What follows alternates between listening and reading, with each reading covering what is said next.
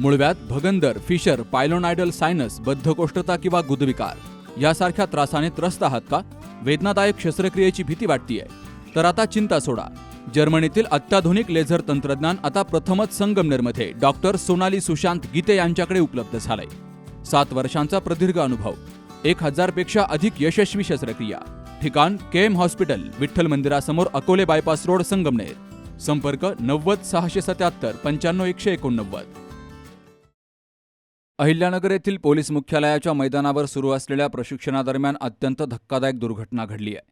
Mock drill दरम्यान हाताळणीचं प्रशिक्षण दिलं जात असताना एका हँड ग्रेनेडचा हातामध्येच भीषण स्फोट झाला. आज सकाळी 10च्या सुमारास ही घटना घडली आहे. यामुळे पोलीस दलामध्ये प्रचंड खळबळ उडाली असून मिळालेल्या माहितीनुसार पोलीस कर्मचाऱ्यांना हँड ग्रेनेड कसा हाताळावा याबाबत प्रात्यक्षिकासह माहिती दिली जात होती आणि त्याचवेळी अचानक हातातच हँड ग्रेनेडचा स्फोट झाला. या दुर्दैवी घटनेत 3 प्रशिक्षणार्थी पोलीस कर्मचारी गंभीर जखमी झाले. त्यापैकी दोघांच्या हातांच्या बोटांच्या चिंधड्या उडाल्यात, तर इतर कर्मचारी किरकोळ जखमी झालेत. घटनेनंतर संपूर्ण पोलीस मुख्यालयात एकच पळापळ आणि गोंधळ झाला.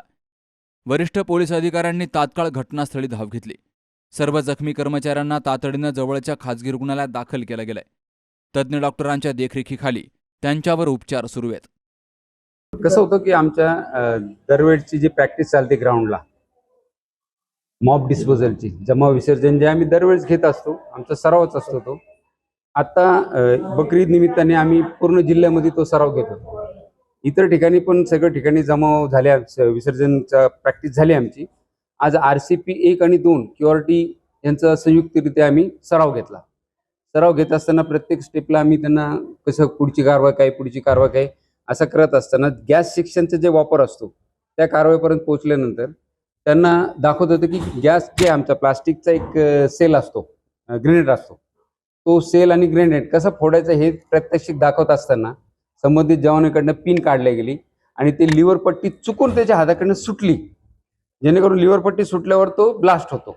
फेकल्यानंतर थ्रो केल्यानंतर तो ब्लास्ट होतो आणि चुकून त्याच्याकडनं सुटली आणि ते त्याच्या हातात ब्लास्ट झाला. ब्लास्ट झाल्यानंतर त्याला करंगळीला मार लागला. ह्या करंगळीमधला जॉईंट जे आहे तो जॉईंट निसटला आहे आणि त्याच्यावर केबल वायर केवाय करून ऑपरेट करणारे आज दुपारी. बाकीचे 2 जण त्याचे शेजारी होते, ते किरकोळ जखमी झालेले आहेत. साधारणतः किती कर्मचारी जखमी झाले? 3. हा स्फोट स्मोक हँड ग्रेनेड फुटल्यामुळे झालाय. जमाव पांगवण्यासाठी वापरल्या जाणाऱ्या या ग्रेनेडची पिन काढल्यानंतर संबंधित जवानांकडून लिव्हर सुटल्यानं हा अपघाती स्फोट झाला, अशी माहिती राखीव पोलीस निरीक्षक उमेश परदेशी यांनी दिली आहे. Shubham Pacharne, C News Marathi, Ahilyanagar.